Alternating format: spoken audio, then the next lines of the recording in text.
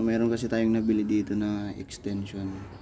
Kung mapapansin nyo kanina, baliko yung nandito dahil wala siyang extension na kagaya nito. So nabilan ko na siya.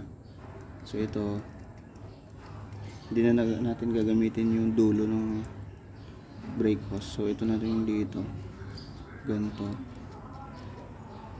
Tapos ito naman dito.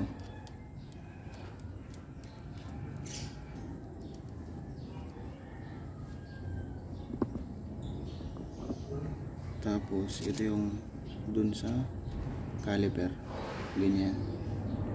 Tara, kapit na natin. So dalawang 12mm ang gamit. Higpitin na natin.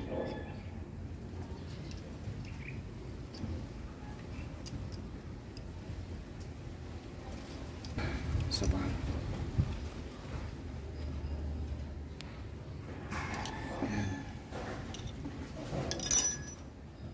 Ayan.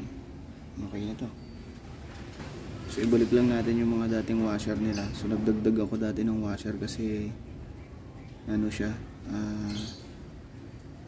tumagas before. Doon sa likod naman yun. So ginaya ko na lang yung sa harap. So ibalik na ulit natin.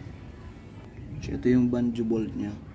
Mas mahaba na kumpara doon sa una dahil nga naglagay tayo ng adapter extension siya. So kabit na natin. So ang paglagay ko, may makinis kasi tapos may flat na surface. Yung flat tatama sa caliper. Tapos may copper siya na ano, na washer din. Tapos ito yung sa taas. Ayan, ganun siya. So lagay na natin. Ganyan. Tapos ganyan. So pwede namang wala na to. Try natin nang wala na. Ganyan siya. So sana hindi ito maagas. Ganun siya. Try natin wala na yung copper washer.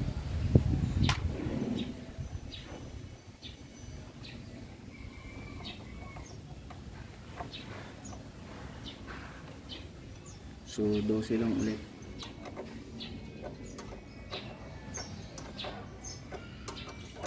Para ma-secure natin to, kailangan maglagay tayo dito ng bracket. So meron akong holder dito, stainless. So yun yung ilalagay natin dito. Tapos yung nandito sa taas, yung nandito is ano siya, yung rubber na gumagalaw para hindi naman mapuwersa yung hose natin. So dito ipipix lang natin to. Tara, tingnan natin.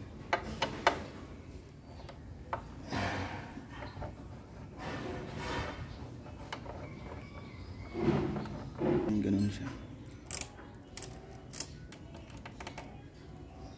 Yun.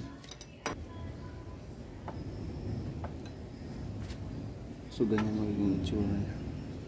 So tingnan. So sikipan na natin to 12mm.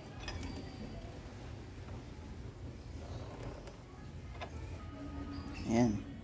So nakafix na siya. Pwede na tayong mag-bleed ulit. Yun yung itsura niya dun.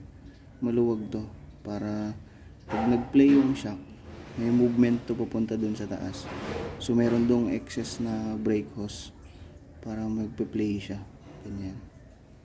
So more or less baka mag-cause ng ingay yun, pero minimal naman, okay lang. So yun, mag-bleed na tayo. Ito pala yung in-install natin nung nakaraan na hindi na natin na-videohan dahil madilim na nung ginawa ko to.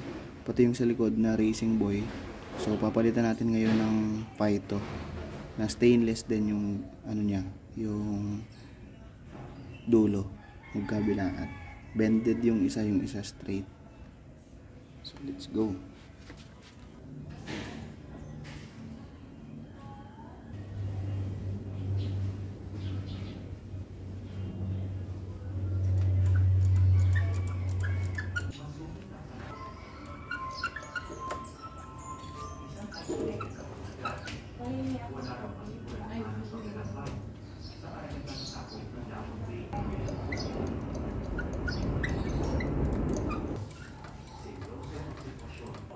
So tapos na natin i-bleed itong nasa harap. So goods naman. Wala ding leak. So unahin natin to. Ito. Itong rubber.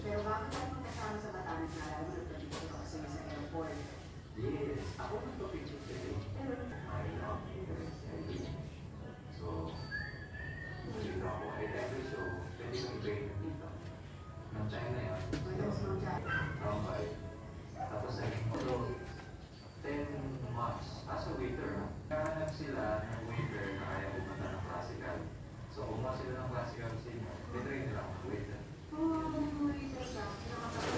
Yun, gusto nila was part of the first time ako sa last. Then Ito nga pala yung likod dahil previously naka-racing boy siya.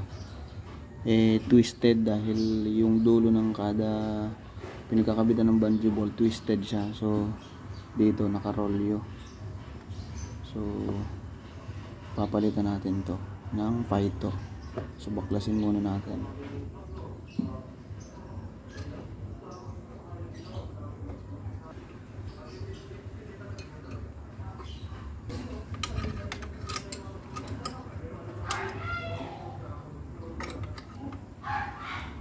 Yan. Nakalas na natin tong racing boy. So ito yung ipapalit natin, Phyto. So nabili ko sa Shopee. Ayan. So magiging ganito itsura niya. Ganyan. So ito, i-fix na natin. I-fix na natin sa ganitong pwesto.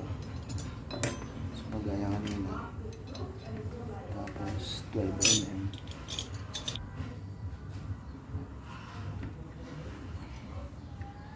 So gamitin natin yung lumang bungee bolt kanina na tinanggal natin doon kasi ma-exceed din yun. Yan, so tapos na natin i-bleed yung ating caliper.